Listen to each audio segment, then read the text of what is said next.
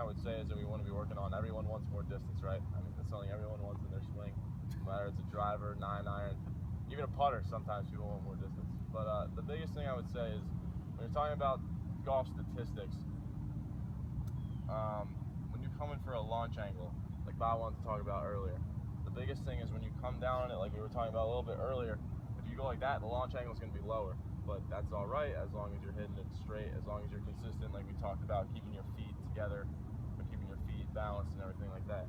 What spin rate is, obviously, spin rate is the amount that your ball is rotating backwards. That's going to create backspin or side spin like that. On a driver, it's obviously less. On wedges, it's obviously more. The biggest way to decrease your spin rate would be to, like we talked about earlier, kind of bringing the hands forward like that. A lot of people do with what they do with wedges is they kind of try to cup it like that. And not only is that an inconsistent shot, but that's going to add more spin on it, because when you're coming down, see how the club face is coming up like this? And that's creating more spin as it goes like that. So again, distance and decrease in spin, what you want to do is you kind of want to bring your hands forward with the swing, like we were doing a little bit earlier. Then move your wrists a little bit. And George, Bob, if you want to pay attention to this too, you can look at me. Just make sure no one else is doing it.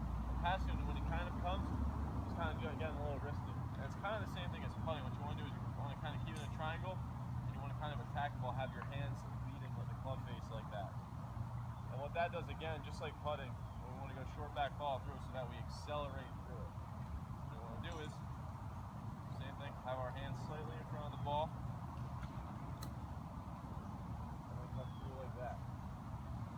See how that way we get the ball to roll. When I accelerate through, there's a chance that I just chunk it short. Does that make sense? All right, so Pat, we're going to try that again. Everyone go back now. Keep chipping. Your hands there. Yeah, your hands leading there. Keep them trying. Come through on it. Yep. I think you're changing is how fast or how long you take the club back. How fast. Sorry, let me rephrase that. You're keeping the swing the same. You're changing how much sand you hit behind the ball. And the reason you're changing that part is because either you want to hit it farther or you want to hit it shorter. That's really the only thing that I like to change when I hit a bunker shot. So, for example, if I want to hit it to that long flag, I really just want to hit the sand right there. Does anyone know why we make a line right here? Does anyone know why we hit the sand before the ball? You don't actually hit the ball, right?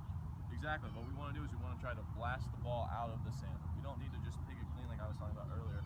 We just want to help the ball get out by hitting the sand before the ball. So we're going to put the ball right there. Like I said, we're going to try to go to the far one first. See how this goes. And what we want to do is we want to hit it right on that line. Alright. Now that went a little short, right? If you guys want to come over here, see where my line was? Line right there? Where did I hit it?